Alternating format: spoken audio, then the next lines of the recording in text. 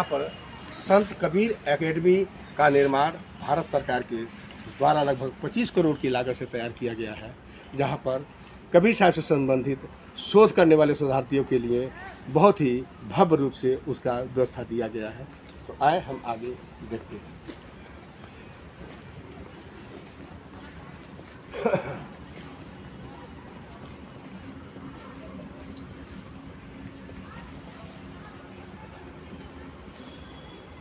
तो हम लोग आना चाहते हैं इधर से।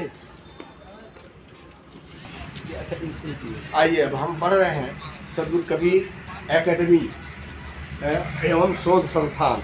अब उसके स्मृति के रूप में आप देखें, हम शोध संस्थान के प्रवेश के ओर बढ़ रहे हैं। यहाँ पर कबीर साहब से जुड़ा हुआ उनके कुछ जो ऐतिहासिक तथ्य हैं उनका भी इससे जुड़ा हुआ यहाँ लगा हुआ उनकी जो मूर्ति है। ये देखिए, यह है झीनी बीनी चदरिया उड़ीसा राज नाम से एवं नरेश विश्वविद्यालय द्वारा यह मूर्ति स्थापित की, जहाँ पर कबीर साहब अपने प्रसिद्ध भजन चदरिया झीनी रे झीनी जो पूरे देश दुनिया में प्रसिद्ध है, वह कबीर साहब अपने ताना बाना के साथ यहाँ पर उन्हें दर्शाया गया है। यह उन्हीं से ये सारे तथ्य कबीर साहब का ये जोड़ा गया है, जो आप देखेंगे क्रमशः यह मूर्ति अपने आप उसी जीवंतता को जागृत करती है। प्रवेश कर रहे हैं जहाँ पर संत कबीर एकेडमी एवं शोध संस्थान। ये देखें कितना ही भव्य रूप से इस परिसर को सजाया गया है और इस परिसर का अपने आप में लोगों को शांति और प्रेम का यह संदेश देता है। आगे हम बढ़ते हैं कि जो शोधार्थी आएंगे उनके लिए यहाँ ठहरने के लिए भी उनकी व्यवस्था की गई है। यहाँ 20 शोधार्थी के लिए अस्थायी रूप से रुक करके यहाँ पर कबीर साहब से जुड़े हुए पॉइंट पर उनके तत्व पर शोध कर सकते हैं, जहाँ उनकी आवासीय व्यवस्था भी दी गई है।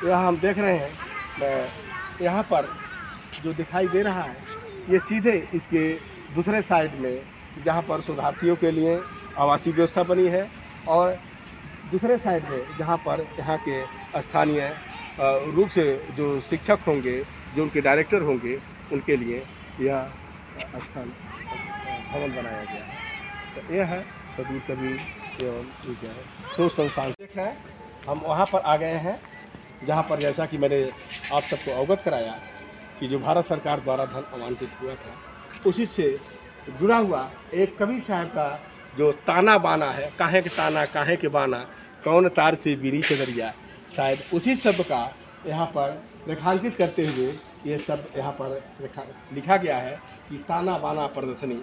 जो कबीर साहब से जो जुड़ा हुआ उनका ऐतिहासिक तथ्य है वो भी इसमें रखा जाएगा, और वह प्रदर्शनी के रूप में जनता के लिए समय समय पर उसका अवलोकन करने के लिए समय दिया जाएगा। और यहाँ कबीर साहब के उन तथ्यों को, उनके उस ऐतिहासिक वस्तुओं को देख करके जो यहाँ पर रखी जाएगी उसे लोग देखेंगे और कबीर साहब के उन विचारों को अपने जीवन में उतारेंगे, उसे पढ़।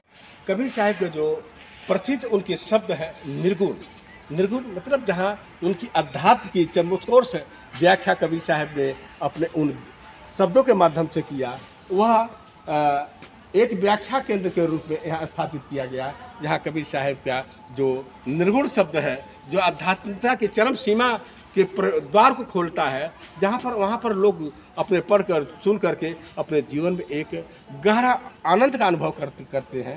वही यहाँ पर कबीर साहब के जो शब्द है निर्गुण शब्द कहा गया, वहाँ वह शब्द यहाँ हमारे तथाकथित संत विद्वानों महापुरुषों के द्वारा यहाँ पर उनके शब्दों की व्याख्या की जाएगी, जिसे जनता अपना सुनेगी, गुनेगी। यह निर्गुण व्याख्या केंद्र के सामने ये देखें सरोवर है, जहाँ इस सरोवर का निर्माण एक भव्य रूप से किया जा रहा है। यहाँ देखिए हमारे इस मगहर के ही कुछ जो वर्कर लोग हैं, ये अपनी निष्ठा और आस्था के साथ यहाँ पर काम कर रहे हैं। तो यह सदगुरु कबीर सरोवर के नाम से यह सरोवर को देखा जाएगा और इसे देख करके बैठ करके लोग अपने आप में एक आनंद की अनुभूति करेंगे। आप ये देख रहे हैं सदगुरु कबीर समाधि स्थली परिसर में, जहाँ पर पूरे देश दुनिया से आने वाले आगंतुकों के लिए, चाहे हमारे संत हों, यात्री हों, मेहमान हों, उनके ठहरने के लिए यह भव्य व्यवस्था दी गई है, जहाँ पर लोग आकर के संत, महंत, यात्री यहाँ पर निवास करते हैं, फिर अपने गंतव्य की ओर प्रस्थान करते हैं। तो यह हमारा संत निवास एवं यात्री निवास आप जो देखें यहाँ शब्दों के माध्यम से इंकित किया गया है से जुड़ा हुआ, जहाँ पर यात्री निवास है, उस यात्री निवास से ही जुड़ा हुआ एक बहुत ही सुंदर राजकीय संत कबीर उद्यान। यहाँ पर बहुत से फूल पुष्पों का एक भंडार है, जहाँ इसे सजाया गया है। आए देखते हैं कि अंदर में किस तरह से यहाँ पर जो माली हैं वो अपना इसको संवार और सजा रहे हैं। लेकिन चलिए साहब, आपका क्या नाम साहब?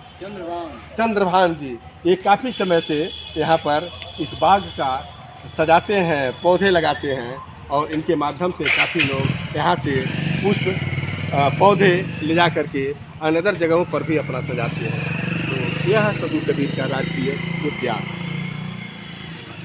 कबीर समाधि स्थली मंदिर परिसर में एक सत्संग भवन बनाया गया है, जहाँ पर आए दिन यहाँ पर जो हमारे तीर्थ यात्री तथा स्थानीय लोग आते हैं, यहाँ उनको कबीर साहिब से जुड़ा हुआ सत्संग, भजन एवं प्रवचन को सुनाया जाता है। जो इस सत्संग भवन में 1000 लोगों के बैठने की व्यवस्था बनी हुई है। तो यह हमारा सत्संग भवन। आमी नदी, जिसके संदर्भ में मैंने आपको इसकी ऐतिहासिक तथ्य के साथ बताया, वह आमी नदी यहीं पर है, जहाँ पर कबीर साहिब के इस समाधि स्थली से जुड़ा हुआ अहम उसका पॉइंट है। तो इस आमी नदी के साथ ही साथ सदगुरु कबीर घाट ये बनाया गया है। देखो यहाँ शिलापट लगा हुआ है। तो यहाँ पर यह कबीर घाट है। पूरे हिंदुस्तान से, देश दुनिया से कबीर साहिब जो प्रेमीजन हैं यहाँ पर आते हैं, गोता मारते हैं और इस आमी नदी के जल को ले जा करके वे अपने घर में भी रखते हैं और उसे पवित्र भावना से आचमन करते हैं और पूजा पाठ के समय उस जल का भी छिड़काव कर अपने आप को एक पवित्र भावना अपने अंदर अनुभव करते हैं। तो यह है सदगुरु कबीर घाट, आमी नदी, मगहर, जिला संत कबीर नगर, उत्तर प्रदेश। देख रहे हैं ये सदगुरु कबीर समाधि स्थली मगहर परिसर में, जहाँ पर मगहर महोत्सव प्रत्येक वर्ष उत्तर प्रदेश शासन की ओर से 12 से 18 जनवरी को निर्धारित किया गया है और उस अवसर पर एक राष्ट्रीय स्तर से यहाँ पर देश के विद्वान कलाकार, सांस्कृतिक मेला, ठेला, झूला, जो भी एक मेले के अंतर्गत भाव आना चाहिए, वे सभी यहाँ पर प्रत्येक वर्ष होता है। वह जगह जो मेन मंच जहाँ पर मगहर महोत्सव का है, ये आपके सामने है। इसी जगह पर कबीर साहब का जो मगहर महोत्सव मंच है बना करके यहाँ विभिन्न तरह के सांस्कृतिक कार्यक्रम को दिखाया जाता है और इस बड़े परिसर में ये जनता पूरी तरह से भरी रहती है और यहाँ बैठ करके मगहर महोत्सव को आनंद लेते हैं। तो इस तरह से आज हम यहाँ पर मगहर परिचय के रूप में सदगुरु कबीर समाज के स्थली के रूप में मैं संत हरिशरण दास शास्त्री, सदगुरु कबीर समाज स्थली मगहर, जिला संत कबीर नगर, उत्तर प्रदेश। जय हिंद, जय भारत, साहेब बंदगी, सत्यनाम।